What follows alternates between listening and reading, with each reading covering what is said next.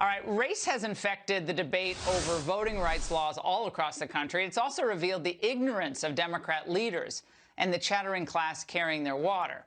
Now, while most sane people see that Texas Democrats fleeing their state, it's a joke and anti-democratic, the left views it all as quite historic.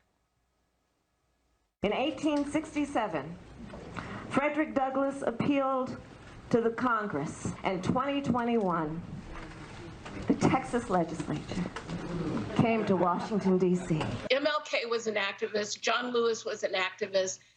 Sojourner Truth was an activist. There's nothing wrong with activism to push the levers of power to do the right thing. And I think that that is what Texas Democrats and civil rights leaders are calling for. This threat to have you all arrested when you return to Texas and supposedly to track you down like the Fugitive Slave Act. Joining me now, education activist Cynthia Garrett, founder of Cynthia Garrett Ministries and author of I Choose Victory. Cynthia, we played some of Kamala last night at the end of the show, but I'm interested in your thoughts on her specifically invoking Frederick Douglass in this little drama.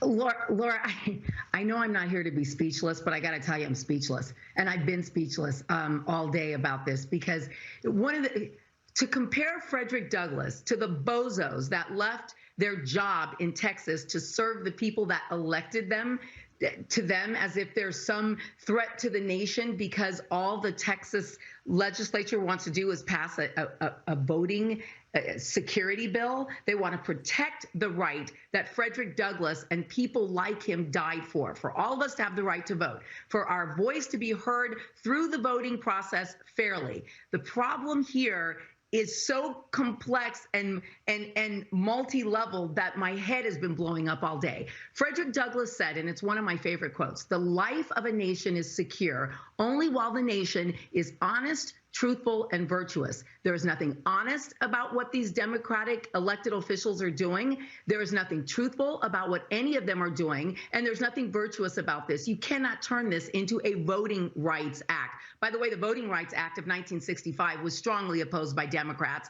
and they've been fighting it and hiding behind what's really going on since slavery, to be honest with you, since slavery ended. This isn't a race issue. This is an issue of, I want to go to a poll. I want to give my ID because guess what? I'm not dead. I'm alive. I want to vote legally. I want you to know I voted legally, and I want you to know what my vote says. Anyone who loves America wants this. Anyone who's running from this issue wants to protect their right to operate outside the law and to steal our vote and to throw elections. And it's that simple. And I don't know how Americans aren't up in arms and in a civil war over this, which Biden thinks is the worst thing since the Civil War, which is a joke. Yeah, well, when you hear people like Al Sharpton and others claim that having poll watchers who actually can see what's happening when they're counting the votes, that means they don't want you to vote.